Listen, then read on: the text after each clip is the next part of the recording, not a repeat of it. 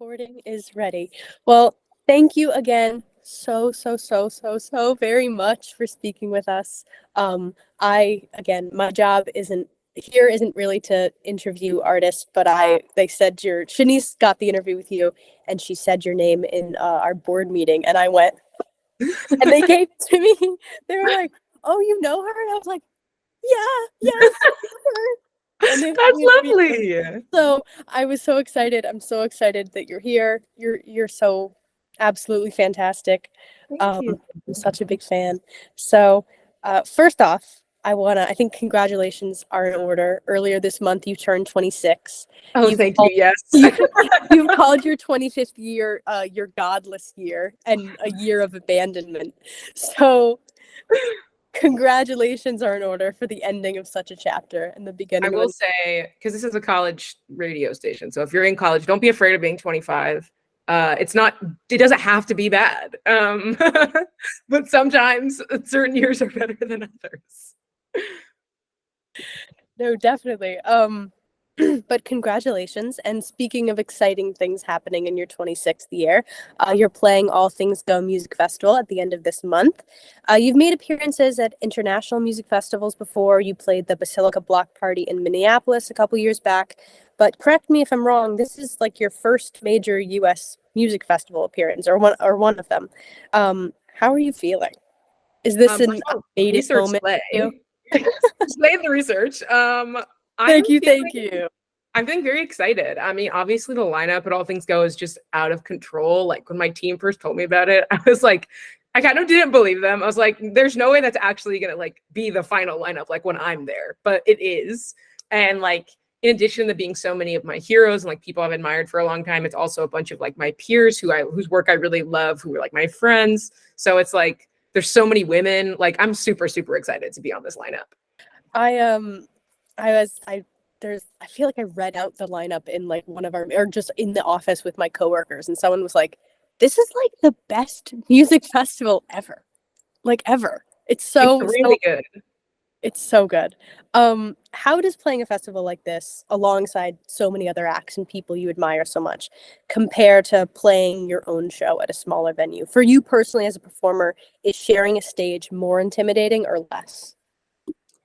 I don't know if I think about it in terms of being intimidating. I feel like I feel a lot more companionship. Like I feel a lot more camaraderie because obviously I've done the touring thing a little bit now for like the last year and a half, and I'm going to continue to do it. And like being an opener, especially since I play by myself, can feel kind of solitary because like everyone I've opened for has been super, super nice, but like they obviously have their own world. Like they have their buses and they have their bands and their tech and like they have everything like set up for them and like to be in their own cinematic universe, and like to be a solo opener with just a guitar and like just my poor manager who like has to wear like 17 hats and like do so many jobs. Like it's definitely a little bit more lonely. Whereas I feel like being at a festival, there's like a lot more opportunity for interaction. Like when I was playing at the international festivals, I didn't interact with the other people too much, but I felt like at I did play Pilgrimage in Tennessee at the end of last year. And like that was, I feel like I was more engaged like with the festival itself than I had been previously.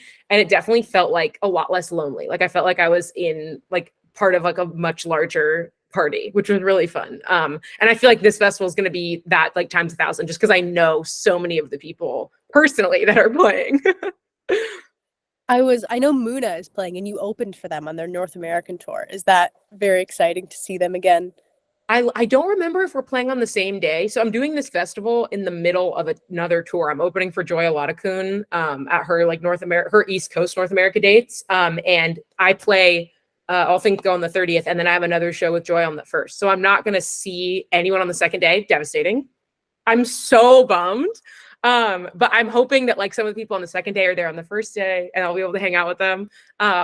But yeah, Muna is like, I mean, they've been my favorite band since I was 18. So I'm so excited to be part of another thing with them.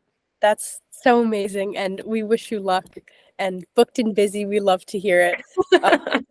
But in other news, recently you released two full live versions of songs you originally wrote quite a few years back. God Has a Hitman and Colma, California. Colma is actually the first song of yours I ever heard. back Aw. when I was a very lonely high schooler in COVID Oh. lockdown doing online school. And it's the first song I ever heard of yours, and I loved it. And I remember saving it and immediately following you on everything. And so that was like so emotional and full circle for me to hear a full, just so beautiful version of that song after hearing it, I guess like 3 years ago now, and falling in love with you through that. So, what was it like to revisit songs you had written so long ago? And was it like, oh God, I was such a different person then, or how did that feel? So interestingly, Colma I wrote when I was 21, when I was a senior in college, and then God is a Hitman I wrote in April of this year. So that was like, I posted Colma on TikTok, as you said, in 2020 as part of this project that I was doing called the Birthday Challenge, where I had people comment their birthdays, and then I would respond to those comments with songs that I happened to have written on those days. And then God is a Hitman was a song that I just wrote and immediately felt really strongly about and posted, and it just like exploded. Like Colma was the first song that I ever posted on TikTok that did really, really well. And then God as a Hitman is the song that I posted on TikTok that I think has the most views of any of my songs, other than this one really weird, bad song that I wrote about the movies No Strings Attached and Friends with Benefits. I wrote a song about those movies and how they're the same movie, and that like really exploded on TikTok. And that song's never going to come out because it's not good. But God is a Hitman is one that I wrote that also had this immediate like wildfire reaction. So it was very cool to kind of explore like full versions of these two songs that in very like quick stripped down forms had caught a lot of people's attention. And this I today just posted like the teaser announcement for the rest of the project, which is a visual EP that's going to come out on the 20th. And there's another song on that project that I also wrote when I was in college. So that was also another old song that I got to revisit. And that song in particular is one that has taken on a lot of different meanings as time has passed. I just love that so much, and I think it's amazing. And we will absolutely. Oh, I had in my questions like, because you posted on your birthday, you were like, "Oh, what did you say? Something is coming soon," and to imagine you saying it in an ominous way.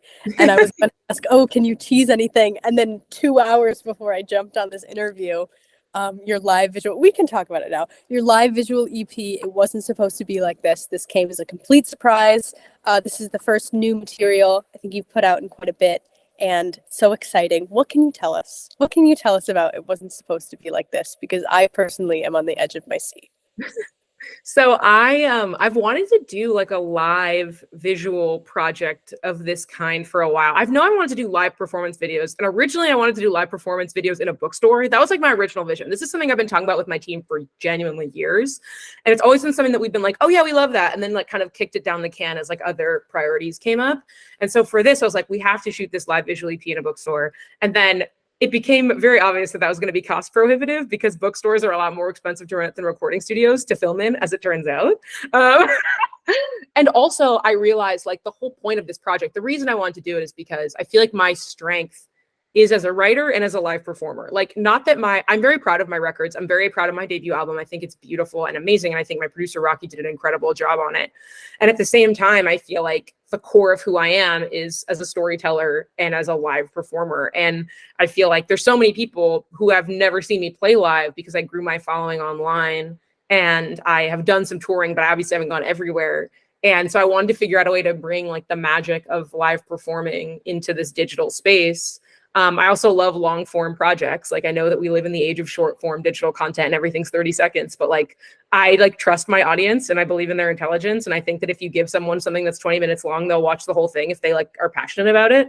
And so we just were kicking a bunch of ideas around back and forth. We went through so many track lists, and ultimately we just settled on this as like a really great example of where I'm at now as a writer. It taps into what my audience has been loving about my music, which is like acoustic live stuff that like veers towards country sounds, and is a really great sort of, I've been calling it era 1.5 in between my first album and then whatever comes next.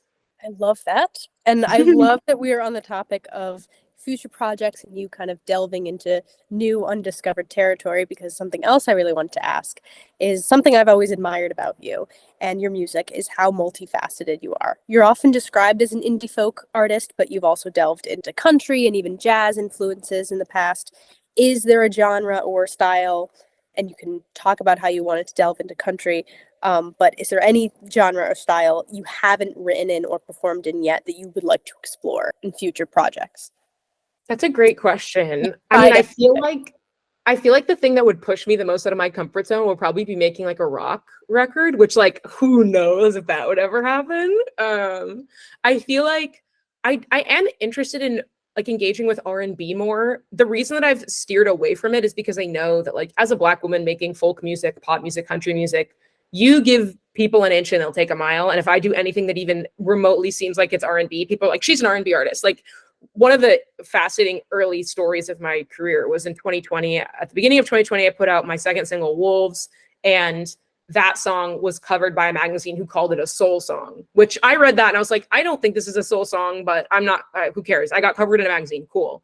And then Moses Sumney, who's an incredible alternative artist, who's also happens to be Black, was like, this is not a soul song, like stop pigeonholing Black artists, essentially. And his tweet about me got a ton of traction. Like that was like, prior to TikTok, prior to Immune, it was the first time that there was like a conversation happening about me on the internet. And it was really fascinating that it happened to be for this thing that I've always felt really passionate about, which is allowing artists to sort of, Black artists specifically, to express themselves in other genres. So I feel like R&B is something, it's a genre I love, and it's music that I'd be interested in making, but I feel like it's something that's like a little bit further down the road. Like once I've established these other categories that I feel like I can fit into, I feel like exploring R&B is something I'll definitely do. One day I'll probably make a full country album. One day I want to make my 1989. I want to make a pop record. I feel like the pop record would probably be coming the soonest. Like the next album that I release won't be like a pop album, but it'll definitely be like have more pop involved.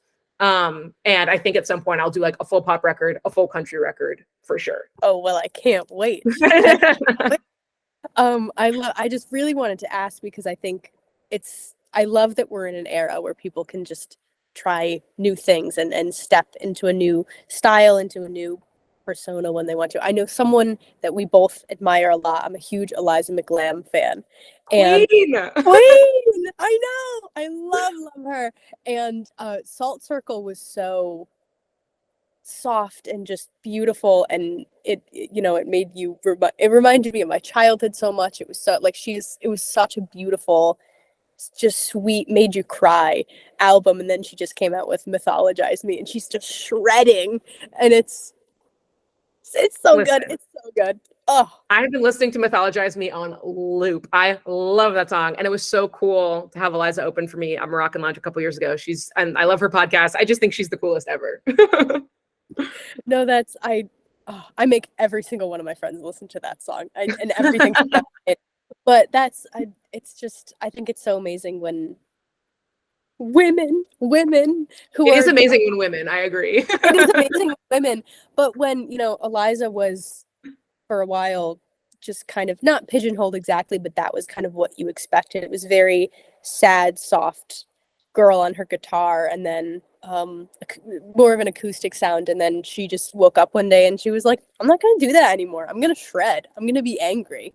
And I thought that was so beautiful. And yeah, I just want to know everything that's in store for you in the future, because I think you're so amazing.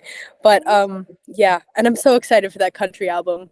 Girls One in day. Country, redeem the genre, please. But back on topic. You started making music at a young age. You released your first single, White Boy, shortly after you graduated college at USC. UConn, I have to ask, has a great emerging culture of young musicians, and college radio, we're really trying to promote young talent. We put on a lot of free concerts with local student bands all the time. Is there any advice you could give to people trying to make music and explore creative outlets in college?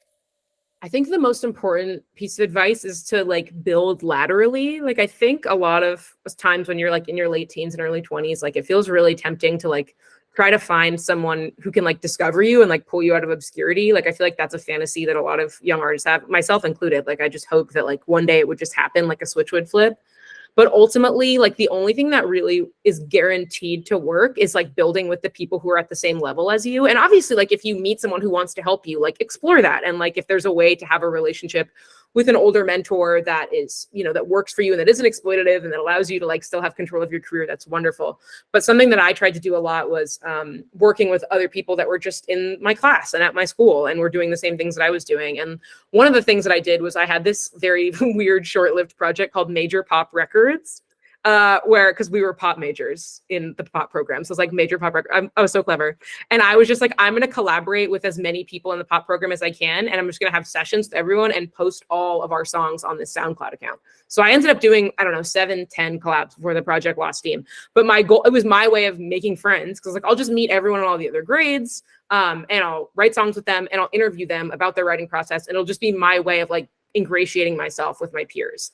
And that was like a very fun learning experience, even though that itself didn't generate anything. It was an excellent learning experience. And then similarly, like when I was playing shows, like the early shows that I played, like so much of it, and people playing on my albums was people that I went to college with. Like on my first album, on Good Legs and Dead Girl Walking, the musicians playing on that are predominantly people that I went to college with.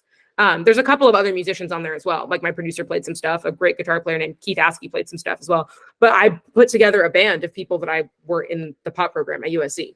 And that's on my first album now. So I think that like building those kinds of relationships with your peers and not overlooking the possibility that in 1 year, 5 years, 10 years, you guys are going to be at the top and you're going to want to know the other people at the top. I think that can't be overstated. Yeah, I did. That's amazing. And it's so amazing that like you think about your college friends just as someone you'd call up in 10 years to be like your bridesmaid. But no, they're immortalized in your work, which is so fantastic. I did want to ask, because you went to USC, you're from Los Angeles. Mm-hmm. Being in an environment like that where you're around so many creatives, that is such an epicenter of, I don't want to say the business, but of creativity, of people trying to make it, of people sharing ideas, musicians, actors, things like that. Growing up in an environment like that, how do you think that affected your style or just your willingness to go into a field like music, your willingness to pursue that? How would your relationship with your music or how you tried to break into this industry, do you think, was it more nature or nurture, you pursuing music? I think it was honestly mostly nature. Like my parents were incredibly encouraging. They've always been incredibly supportive of my art. My little brother is also a great musician. They've always been supportive of his music. But we went to these really academically rigorous, competitive private high schools in LA, where there was not a lot of arts programs. They did have like choir and band, but like they didn't have anything close to what I ultimately ended up experiencing in college. And my peers did not understand why I wanted to do music. I was very much outcast for wanting to do something that was so unusual and so unpredictable. And people always asked me what my plan B was. People were like, why are you doing this? When I got into USC and was going to music school, I turned down admission at another school. And everyone was like, why would you go to a music school when you could go to this other place that's better? And I'm like, listen, like I somehow at 17 really knew myself. I've known who I was since I was 4 years old. And I think about it a lot now. Like I truly never blinked. Like I decided so young that this is what I wanted to do. And I never considered another option. And I think part of that is definitely growing up in LA. But I think the biggest influence that LA has had on who I am as a person is that like I never felt, at least in the environments I grew up in, like I particularly belonged. And not belonging turns you into an observer, and being an observer often turns you into a transcriber. And the fact that I spent so much of my life, of my adolescence, feeling like I was on the fringes, I was just writing it all down. And that really informed my storytelling now as someone who like takes a bird's eye view and then zooms in on like a bunch of different types of experiences. I've always been someone who felt more comfortable recording than participating, which sometimes is not a good thing. But yeah, I think growing up like in that kind of LA powder keg environment like made me the type of writer that I am. That's so beautiful. I'm so curious to hear that perspective because I'm from middle of nowhere, Connecticut. My high school had a drive your tractor to school day.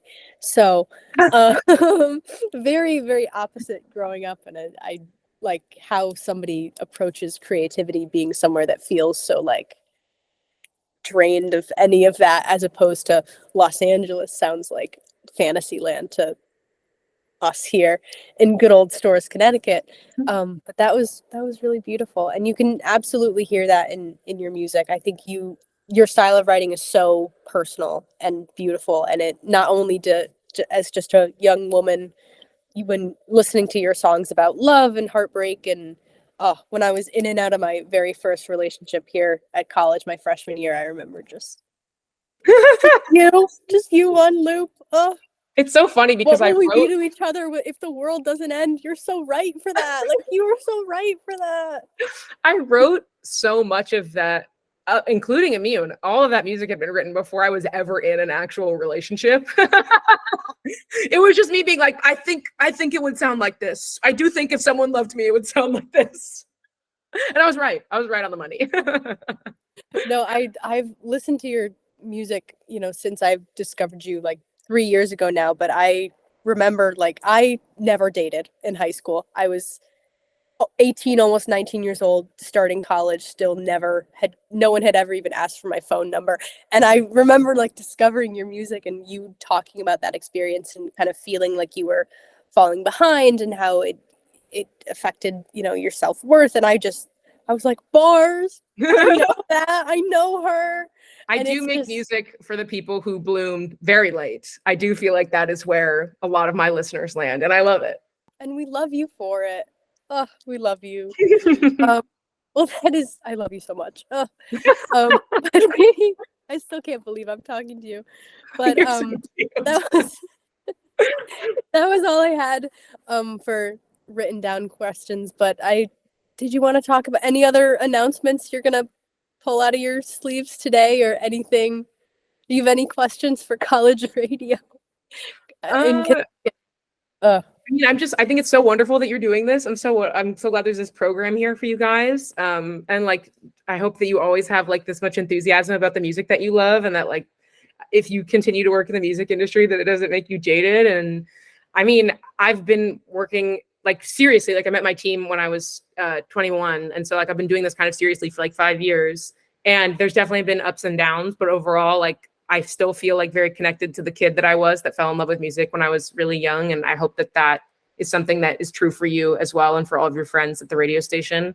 And I'm so glad that we got to sit down and chat. And I hope everyone streams It Wasn't Supposed to Be Like This when it drops on YouTube on Wednesday. YouTube on Wednesday. I think it's 1 p.m. Eastern time. It Wasn't Supposed to Be Like This. An amazing, beautiful live visual EP. I mean, who's doing it? Who's doing live and visual and EP all in one? I'm a triple threat. A lot of people are saying that I'm a triple threat for doing live. My job is live and visual and beach. This Barbie's job is live. She's live. So you are so unbelievably talented. Thank you so much for giving us your time. We love you here at WHUS. We love you here at UConn. You're absolutely fantastic.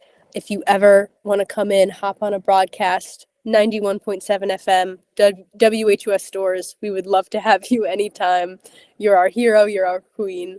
Oh, it's so sweet. But you're so wonderful, and it was so lovely getting to talk to you. And I'm just, as a personal fan of yours, but as someone who also just loves to see young women killing it in the industry and making music that's honest and true and real and absolutely beautiful. We wish you all the luck. Good luck at All Things Go. Good luck on Wednesday when your new EP drops. And you're so lovely. Thank you for taking this time to talk to us. Thank you so much for having me. Have a good one.